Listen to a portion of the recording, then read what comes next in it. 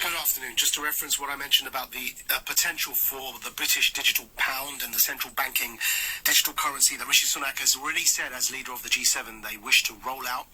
He's put a video up online about it as well. That video, by the way, was put out. I put it on my own feed 4 days ago of Rishi Sunak announcing this. But the point of the fact that digital cash could expire is from a Telegraph article. Give you the date for that, if I can. 21st of June 2021 in the Telegraph.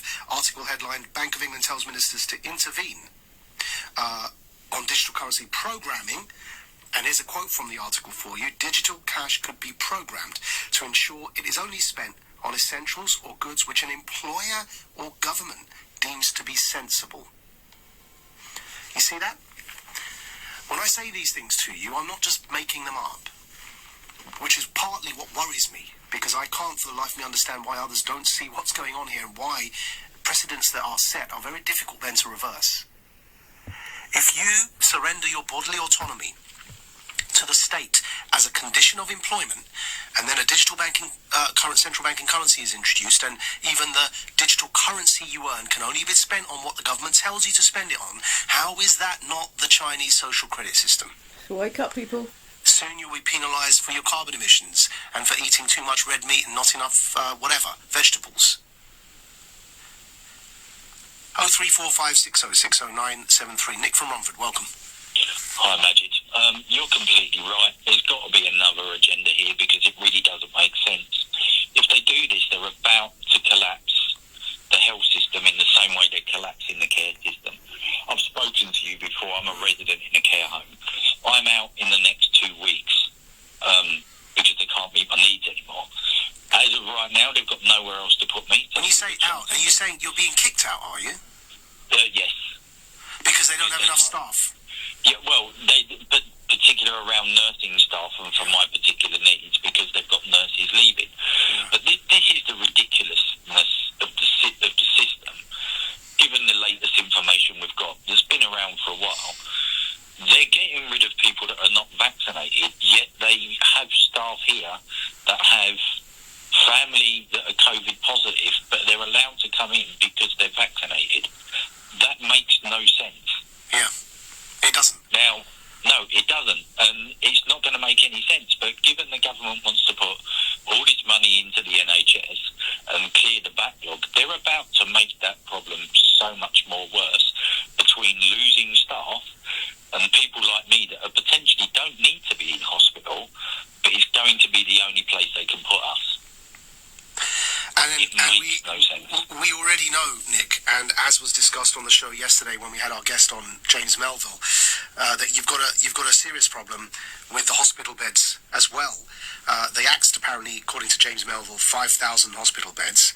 And then in addition to that, we now know, according, as is reported, 28th of September 2021 by Sky News, England and Wales records more than 70,000 excess deaths in private homes since the start of the pandemic.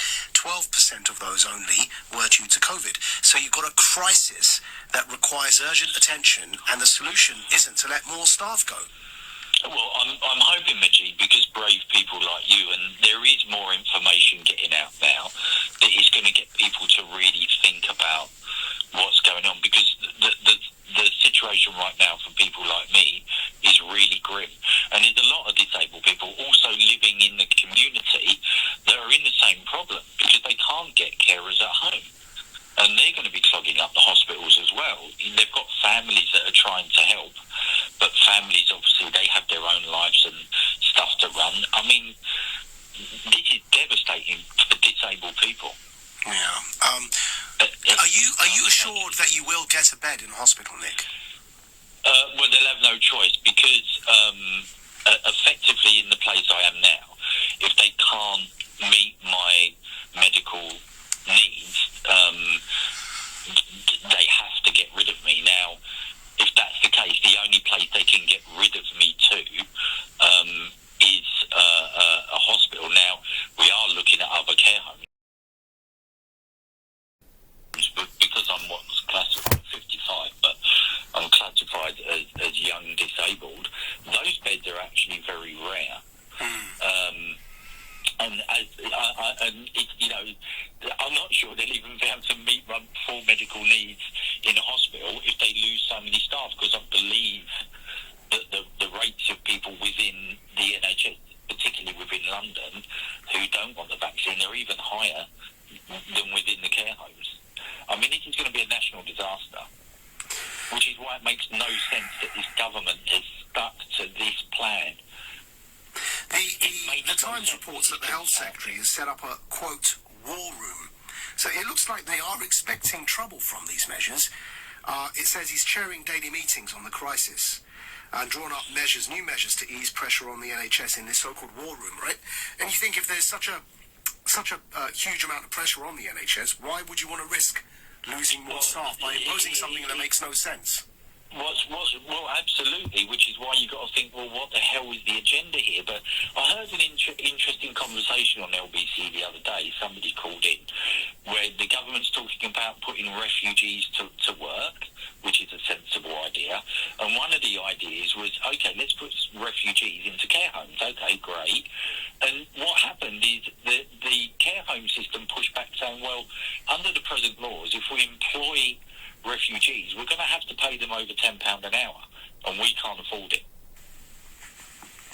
And of course that money that the Prime Minister raised in terms of national insurance contributions recently didn't go to care homes, even though it was sold to us as going to care homes. Absolutely, and the money's getting eaten up anyway. I mean, people like me, my fees, I don't pay them myself, they come from local government, are £1,800 a week. Well, it's about time the public, I think, understood that every time the government tells us they're throwing money at the NHS, it used to be received as great news. Finally, they're funding the NHS. Unfortunately, now, with everything we know in terms of those contracts that have been made by private contractors with the NHS for whether PPE or test and trace and, the 34 billion or whatever it was, now we should all by now realise that government throwing money at the NHS doesn't mean it goes to beds or goes to where it's needed. It might go to those same private contractors who are pub landlords or jewellery designers who are mates or happen to be mates with certain cabinet ministers. Mm-hmm. Yeah, and the same thing happens with care homes when they privatise care homes. They slung a lot more money in it. There's a reason why these hedge funds are buying up care homes. They make lots of money from it. All right, well, Nick, thank you for calling. Best of luck, by the way, and let's keep in touch about your own situation. Chris from Richmond, welcome. Good afternoon, Maajid. I would say to you this: 500,000 people in this country have got immunosuppression. Thousands upon thousands of people with things like leukemia. Is it fair if you had a brother, sister, mother, child, grandparent, whatever, who went to hospital and picked up COVID because the nurse or doctor, whoever who was treating your relative, couldn't be bothered to get the vaccine? How fair is that, Maajid? That's the same as if they got it. If you got the vaccine, Chris, I'm not sure you listened to my introduction. Did you listen to my introduction? We're not going to start undermining. Hang on a minute. No, sir. First of all, before you tell me to hang on a minute, I would like to put a question to you, which is I think it's my prerogative. Did you listen to the introduction? Yes, I did, and I've listened to the last 20 minutes. Did you hear the Prime Minister say that it doesn't stop infection or transmission? Well, yeah, but it significantly reduces the risk of people dying from it and being hospitalised. So listen to what you just said, Chris. So, sir, listen to what you just said. Listen to your very words and compare them to your sentence a minute ago and think about what you're saying. You just asked me if it's fair that somebody catches COVID because someone else hasn't been jabbed. When I put it to you that you heard me reference the studies and the Prime Minister admitting that it doesn't stop you transmitting COVID to somebody else if you have the jab, you then switched your argument and said, but it can stop you dying, which is not what you started this conversation arguing. You started this conversation arguing that it's not fair if I give it to somebody else if I haven't been jabbed. So, Chris, your logic is convoluted, and I'm asking you please to think about what you're saying. You become a conspiracy theorist, Maajid. The reality is... All right, you know what, goodbye, thank you very much, that's it. We don't tolerate that kind of language on this show. And I'll make it very clear, anyone who wants to call in and try that, you will just be stopped. I haven't called you any names, Chris. There's a lot of names I could be calling you right now. I have a microphone. I don't do that to guests, and I don't do it to callers. And that kind of behaviour, while whinging that our political debate is poisonous, and then you use that kind of language, is precisely what feeds the poisonous atmosphere. And it actually shuts down debate. By the way, I was a conspiracy theorist when, way before any British broadcaster, I was saying we have to consider the lab leak hypothesis and that Fauci funded it as a viable hypothesis. Now, the latest on that, by the way, that thing that everybody, including the Lancet, called a conspiracy theorist, the latest, the NIH have now admitted their role in funding gain-of-function research in Wuhan. And it doesn't stop there. This idea of using the word conspiracy theorist to shut debate down was used with me when I first broached the subject that being doubly jabbed doesn't stop infection or transmission. I was called multiple names, was trending on Twitter to get me cancelled. And yet again now, even the Prime Minister admits that's the case. You're trying to shut debate down, you're trying to stop people thinking, and it's insulting to our intelligence. It's precisely what happened during the Brexit debate as well. People throwing names at each other. And it's happened in the Islamist extremism debate that I've also been involved in. Now, ultimately, anybody that tries to shut debate down by using that kind of language will simply... It's insulting. You call my show and you're going to insult me. You just won't get on. It's as simple as that. Have some decorum, people. Speak to each other with respect. Don't hurl insults at each other. People that voted Brexit aren't racist, and people that voted Remain aren't traitors to the country.